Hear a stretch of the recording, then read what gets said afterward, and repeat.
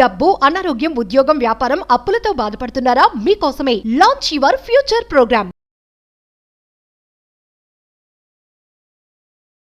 నమస్కారం అండి, డాక్టర్ శ్రీ ఆచార్య అనంతకృష్ణ స్వామి గారు.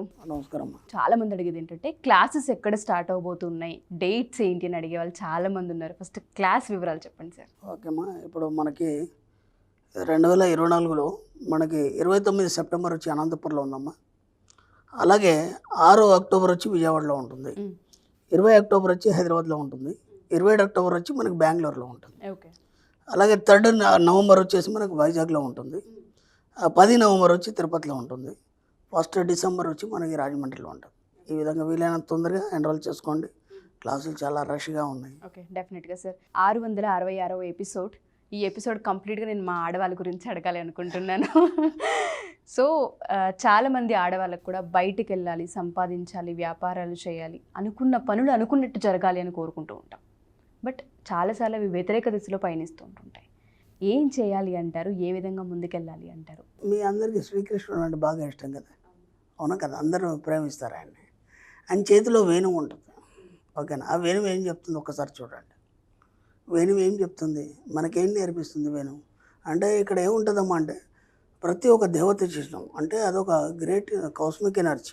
ఆ కాస్మిక్ ఎనర్జీని మనం మామూలుగా మాటలతో చెప్తే అర్థం కాదు కాబట్టి దానికి ఒక రూపాన్ని కల్పించి దాంట్లో కొన్ని ఆయుధాలు పెట్టి అది ఏం చెప్తుంది, ఇదే ఎందుకున్నది, ఇది ఎందుకు లేదు, ఇలా ప్రతిదాన్ని విశ్లేషించడానికి మనకు ఆ రూపాన్ని కల్పించారు మన పూర్వీకులు. అంతే తప్పుడు అక్కడ ఏదో శ్రీకృష్ణుడు ఉన్నాడు, దేవుడు ఉన్నాడు, ఇవన్నీ పక్కన పెట్టండి.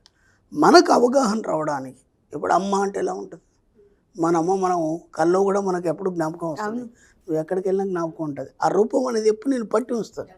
అలా పట్టి ఉంచడానికి ఇవన్నీ రూపాలు తయారు చేయబడ్డాయి మనకి, మన పురాణాల్లో కానీ ఇతిహాసాల్లో కానీ.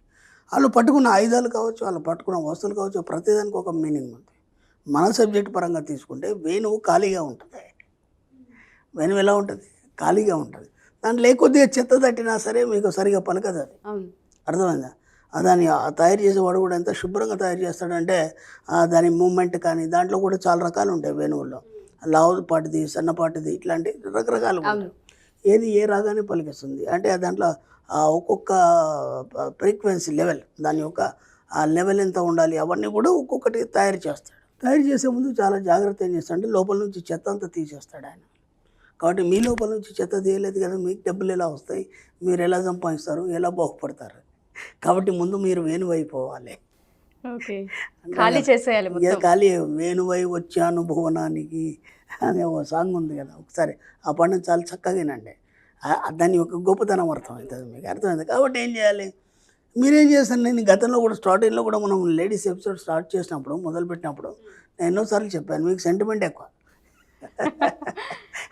అది పోతే కానీ మీరు బాగుపడరు అన్నాను. కొన్ని రోజులు బాగానే ప్రాక్టీస్ చేశారు, చాలామంది ప్రాక్టీస్ చేశారు.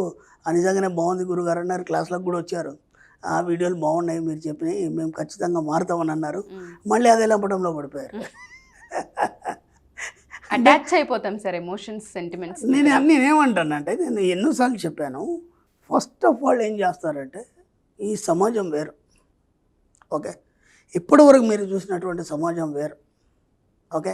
ఇప్పటివరకు మీరు విన్నటువంటివి ఏవైతే ఉన్నాయో అవన్నీ వేరు, ఓకేనా? ఇప్పుడు నీ అంతర్లీనమైనటువంటి ఒక నాదాన్ని వింటున్నావు, ఆ శబ్దం వేరు. ఎప్పుడైతే దాన్ని వినదలిచినావో ఈ ప్రపంచం అంతా వేరుగా కనిపిస్తుంది, ఈ లోపల ప్రపంచం అంతా వేరుగా కనిపిస్తుంది, ఓకేనా? నేను అందుకే మరీ చెప్తాను. నేను ఎన్నోసార్లు నా క్లాస్లోకి రమ్మని నేను ఎక్కడ చెప్పలేదు, నా క్లాస్లోకి వీడియోలో కూడా నేను చెప్పాను, నా క్లాస్లోకి రమ్మని నేను ఎక్కడ చెప్పలేదు. ఎందుకు చెప్పలేదంటే, నువ్వు యోగ్యమైనప్పుడే నా క్లాస్కి వస్తావు, ఒకటి. 2, ఈ ప్రపంచంలోకి వచ్చామంటే దాన్ని మర్చిపోవాలి. మనం స్టార్టింగ్లో ఒక వీడియోలో చెప్పుకున్నాం, మనం నది ఉంది, ఒక పడవ ఉంది, ఇటంతా మన బంధువులు, మన భార్య, పిల్లలు, వీళ్ళందరూ ఉన్నారు. మనం ఆ పడవలో అటువైపు వెళ్ళాం, అటువైపు ఐశ్వర్యం, డబ్బు, సంపద అన్నీ ఉన్నాయి, కనిపిస్తున్నాయి ఇక్కడి నుంచి. ఈ పడవలో అటువైపు వెళ్ళాం. వెళ్ళిన తర్వాత మీకు ఈత రాదు, ఓకేనా? ఇప్పుడు ఎమ్మటి ఆ పడవను కాల్ చేయాలి, లేకపోతే మళ్ళీ ఇటు రావాలనిపిస్తుంది. మీకు ఈత రాదు కదా, కాల్ చేయలేదనుకో ఇటు భార్య, పిల్లలు, వీళ్ళందరూ కనిపిస్తారు కదా మనకి, అటాచ్ అయిపోతారు, అలా అరుస్తుంటారు కదా ఇటు నుంచి, అప్పుడు మీకు రావాలనిపిస్తుంది. అర్థమవుతుందా సూక్ష్మం? వదిలేసి రావాలనిపిస్తుంది, వదిలేసి రావాలనిపిస్తుంది. ఇప్పుడు దాన్ని కాలవలేదనుకో మళ్ళీ ఆ పడవలు ఇటు వస్తాయి. వెళ్ళిపోతాం. వాళ్ళు మీరు ఇప్పటిదాకా మీ పడవను కాల్చలేదు, మీరు ఎలా సంపాదిస్తారు, ఎలా ముందుకెళ్తారు, ఎలా కావాల్సినవి పొందుతారు? కాబట్టి ఈ అంతర్లీనమైనటువంటి ప్రపంచం, అంతర్గతమైనటువంటి ప్రపంచం, అది లోపల చాలా పెద్దగా ఉంది. మనం ఏం చేస్తామంటే మన కళ్ళతోని మన ముందున్న దృశ్యాలని చూస్తాం, ఎన్నో దృశ్యాలను చూస్తాం, కానీ మిమ్మల్ని మీరు చూసుకోలేరు. ఒకసారి ఇలా చూసి మిమ్మల్ని మీరు ఎలా చూసుకుంటారో ఒక్కసారి గమనించండి. మిమ్మల్ని చూసుకోవాలంటే మళ్ళీ అర్థం కావాలి, అర్థమైందా? ఒక్కసారి వెనక్కి మిమ్మల్ని మీరు చూసుకోండి.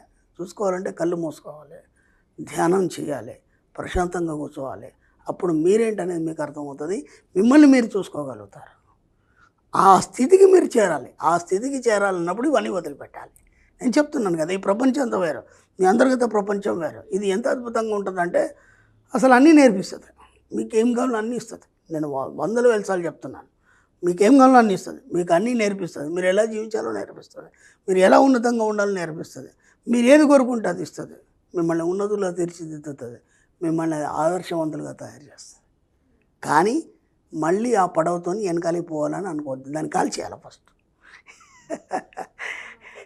కాల్ చేయాలి, దాన్ని కాల్ చేస్తేనే మళ్ళీ నువ్వు అటు పోలేవు. అందుకని ఏం చేస్తానంటే మన సబ్జెక్టులు అంటే ఎలాగైనా ముందు పడవని కాల్ చేయాలి. అసాధ్యం కదా ఇది, మీతో ఎలా అంటారు, దాన్ని ఎలా పొందుతాం సార్? చాలా మంది పొందారమ్మా మన క్లాస్కి వచ్చిన తర్వాత. నేను అలాగని చెప్పేసి బాధ్యతలు వదిలేమంటానులే, బాధ్యతలు నెరవేర్చాలి. భర్త పట్ల, పిల్లల పట్ల, సమాజం పట్ల మనకు బాధ్యత ఉంది. మనము సమాజంలో ఉన్నాం, వీటన్నిటి పట్ల బాధ్యతలు వహించండి. కానీ మీ ప్రపంచం వేరు. నిరంతరం డబ్బు, సంపద, ఐశ్వర్యం వైపు ఆలోచించాలి. దాన్ని నిరంతరం మీ మనసులో నింపాలి. మీ కోరికలు ఏమేమున్నాయో అవన్నీ ఆలోచిస్తూనే ఉండాలి. ఎంతవరకు తీసుకెళ్ళాలి మీ కోరికల్ని? ఎంత పెద్దయినా తీసుకెళ్ళండి, ఎంత గొప్పగైనా కోరుకోండి, ఎంతైనా కోరుకోండి, అది ఇవ్వడానికి సిద్ధంగా ఉంది. ఎందుకంటే సముద్రం అండి, మనం ఎంతో మన కోరికలు దాంట్లో చిన్న బకెట్ కావచ్చు, ఒక గ్లాస్ కావచ్చు, ఏమన్నా కావచ్చు, అది సముద్రం, అది అనంతమైనది. అందుకే విశ్వం అనంతంగా ఉంది కదా, మీకు ఏమైనా ఇస్తుంది, ఎంతకైనా ఇస్తుంది, ఎలాగైనా ఇస్తుంది. ఆడవాళ్ళకి ఒక నిమిషం వాళ్ళ గురించి వాళ్ళు ఆలోచించుకునే ఒక సబ్జెక్ట్ని ఎప్పుడూ చెప్పాము, ఇప్పటికి కూడా ఆలోచించుకోవట్లేదు. నిజంగా సార్, మీరు గమనించారో లేదో, నేనేమన్నాను, ఏనాడన్నా మీకోసం మీరు ఒక కర్రీ చక్కగా వండుకొని తిన్నారా, మీకు ఇష్టమైన కర్రీ అన్న? అప్పుడు అందరూ ఆలోచించారు, కరెక్టే కదా, ఏనాడు మన కోసం మనం జీవించలేదు సార్, ఒప్పుకోవాల్సింది. మీకోసం మీరు జీవించినంత మట్టుకు మీరు ఏది పొందలేరు మన సబ్జెక్ట్లో. కాబట్టి మీకోసం ముందు మీరు జీవించడం అనేది మొదలు పెట్టండి. మీ ఆనందం కోసం బతకండి, అర్థమైందా? ఎప్పుడో బానిసల్లాగా పని చేసుకుంటూ ఇంట్లోనే కూర్చోవడం కాదు. బయట వచ్చి కూడా కొందరు చాలామంది ఆడవాళ్ళని చూశాను, నేను స్త్రీలను చూశాను. వాళ్ళందరూ కూడా ఏదో నేను సాధిస్తున్నాను అనుకొని చెప్పేసి ఏదో పెద్ద జాబ్ చేసి ఒక కారులో వచ్చి ఇచ్చేసి మళ్ళీ ఇంటికి వచ్చినాక మళ్ళీ అది చేస్తున్నారు. చేయొద్దని అంటానులే, అది బాధ్యతనే. కానీ అక్కడ మళ్ళీ ఏం ఫీల్ అవుతున్నారంటే మీ యొక్క ఉన్నతత్వాన్ని కోల్పోయి మళ్ళీ ఒక గృహిణిలాగానే ఫీల్ అయ్యి మళ్ళీ దాంట్లోనే మునిగిపోవడము, మళ్ళీ మీ యొక్క స్టేటస్ని లేకపోతే మీ యొక్క ఇదాన్ని మర్చిపోవడం అనేది జరుగుతుంది. ఎందుకంటే దాన్ని అలా పట్టి ఉంచినప్పుడే ఇంకా పెరుగుతుంది. దాన్ని పట్టి ఉంచలే అనుకోండి మళ్ళీ డౌన్ అయిపోతారు. అంతకంతకు ఇంకా రెట్టింపు పెరగాలి కదా, మనం ఇంకా పెరుగుతూనే ఉండాలి. కాబట్టి చాలా బాధాకరమైన విషయం ఏంటంటే నేను ఈ క్వశ్చన్ అడగగానే చాలామంది బాధపడ్డారు. కరెక్టే కదా, మాకోసం మేము ఏనాడు కూడా ఒక కర్రీ కూడా చేసుకొని తినలేదు, మాకోసం మేము ఇష్టమైనది ఒక వస్తువు కొనుక్కొని తినలేదు. ఎప్పుడు పిల్లల గురించి ఆలోచిస్తాం, భర్త గురించి ఆలోచిస్తాం.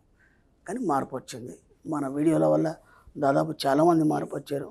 ఇప్పుడు చాలామంది లేడీస్ వస్తున్నారు క్లాస్కి. నాకు ఇంకా చాలా సంతోషకరమైన విషయం ఏంటంటే ఎక్కువగా యూత్ వస్తుంది. నేను కోరుకుంది అదే, ఎందుకంటే యూత్కి దిశానిర్దేశం లేదు, తెలియదు.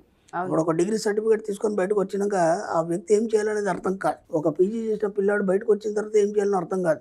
ఉద్యోగాల వేటలో ఏదో ప్రైవేట్ జాబ్ చేస్తూ తిప్పి కొడితే పీజీ చేసినవాడు, అప్పట్లో పీజీ చేసినవాడు అంటే చాలా గ్రేట్.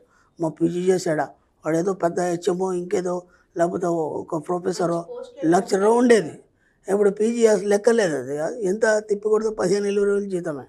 మరి ఇవన్నీ నుంచి ఎలా అధిగమించాలి? కాబట్టి ఈ మధ్య యూత్ చాలా వస్తున్నారు. నాకు గమ్మత్ ఏంటంటే వాళ్ళు తొందరగా అర్థం చేసుకుంటున్నారు. నాతో చర్చల్లో కూడా గురుగారు ఎక్సలెంట్ సబ్జెక్ట్, అసలు మాకు ఇప్పటిదాకా కూడా అవగాహన లేదు, చాలా చక్కగా చెప్పారు, ఖచ్చితంగా మా జీవితాన్ని మార్చుకుంటాం. సంపాదిస్తున్నారు, మళ్ళీ క్లాస్లోకి వస్తున్నారు, వాళ్ళ ఫీడ్బ్యాక్స్ చెప్తున్నారు, వాళ్ళ అచీవ్మెంట్స్ చెప్తున్నారు. చాలా హ్యాపీగా. చాలా గ్రేట్. చాలా మీరు చెప్పిన పడవ ఎగ్జాంపుల్ నాకు ఇంకా కళ్ళలో మెదులుతూనే ఉంది. అసలు అది పోతుంది. ఎమోషన్స్ అనేది Yes, ఒక అది దగ్గర ఎప్పటికి అలాగే ఆగిపోతే పెట్టుకోండి, ఎప్పటికి అలాగే డెఫినెట్ గా సార్ లైఫ్ లో మర్చిపోయిన ఫార్ములని పెట్టుకోండి. మీ క్లాసెస్ ఇంపాక్ట్ ఏ విధంగా ఉంటుందో ఈ చిన్న చిన్న ఎగ్జాంపుల్స్ ఏవైతే మీరు చెప్తున్నారో అక్కడ బొమ్మ అదిరిపోద్దని నేను అర్థమవుతుంది. అదే చెప్తున్నాను, ఈ ప్రపంచం వేరు, నా ప్రపంచం వేరు. నా ప్రపంచంలోకి అడుగు పెట్టాలంటే ఈ ప్రపంచాన్ని మర్చిపోవాలి. ఆ ధైర్యం ఉంటేనే నా క్లాస్కి రండి, లేదంటే వదిలిపెట్టి. డెఫినెట్గా sir. Thank you sir. Thank you so much. Thank you అమ్మా.